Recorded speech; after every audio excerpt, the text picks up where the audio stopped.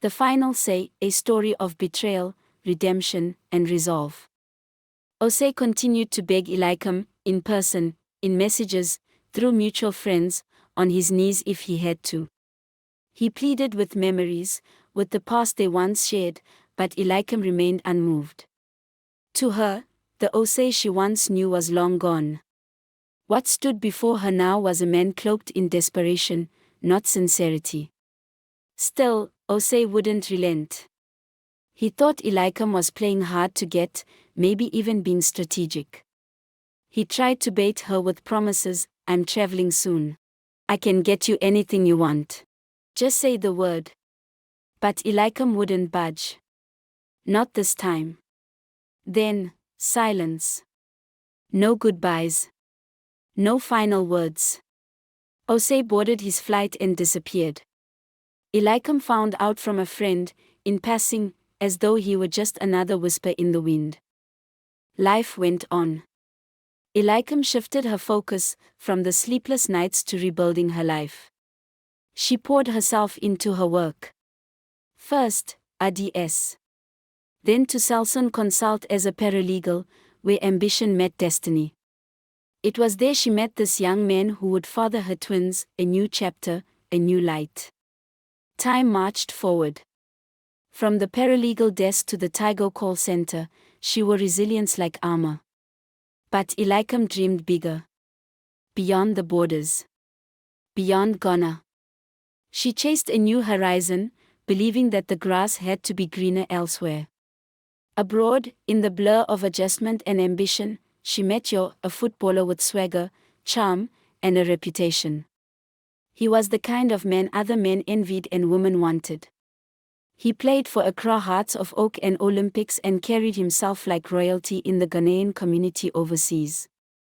But even stars have shadows. For reasons even fate couldn't explain, Eliakim and Osei's paths crossed again, a digital spark reigniting in DMs and phone messages. Old wounds reopened. Secrets rekindled. Eliakim, never good at hiding things, couldn't mask the change in her energy. You noticed? Of course he did. A man who knows how to play the game can always sense when the ball isn't in his court anymore. One night, in a storm of suspicion, you snatched her phone. The messages between her and Osei spilled out like wildfire. That night, Eliakim bled. From bruises. From betrayal. From the cold truth that not even across oceans could she escape Osei's grip. She cut ties. Again. Coldly. Finally. Time passed. The world turned. Eliakim, bruised but not broken, returned to Ghana and began anew. Stronger. Wiser. But sometimes, the past doesn't knock, it crashes. Out of nowhere, she and Osei reconnected. The charm returned. The talks grew deeper. Love was whispered again. Even marriage. Osei promised he'd return to Ghana for the traditional rites. And he did. But when he stepped off the plane, he came empty-handed. Not a pin. Not a scent of thoughtfulness. Eliakim noticed. She didn't say anything, but a small piece of her heart dimmed. Still, she gave him the benefit of the doubt. They met occasionally, nothing magical, just routine. Then, Osei began disappearing. Calls unanswered. Promises made of smoke. The marriage talks died. His family never came up. Instead, new demands arrived. I don't eat food from the fridge. My meals must be fresh. I can eat fufu every day. Eliakim blinked. This wasn't a man preparing for marriage, this was a man prepping to be managed. Suddenly, it clicked. He didn't want a wife. He wanted a project manager for his life in Ghana. She was his business plan in a dress. That was the final straw.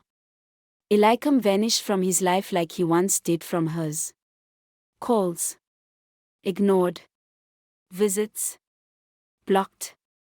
She told the gatekeeper, Tell him I'm not here. Osei, undeterred, turned to Kina, the mutual friend, the peace ambassador, the one caught in the middle of a love story turned Cold War. He begged Kina to talk to Eliakim. It didn't work. Nothing would. Osei left again, this time to Taiwan. A new country. A new life. But the same obsession. Somehow, he found a way to reach Eliakim once more, still hoping, still dreaming she'd say yes. That she'd forgive. But Eliakim. She was unshakable now. Not even a room full of money could move her.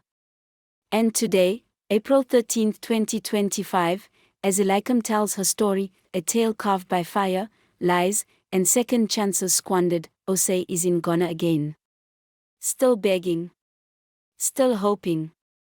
Still holding his breath. Waiting for a yes that will never come.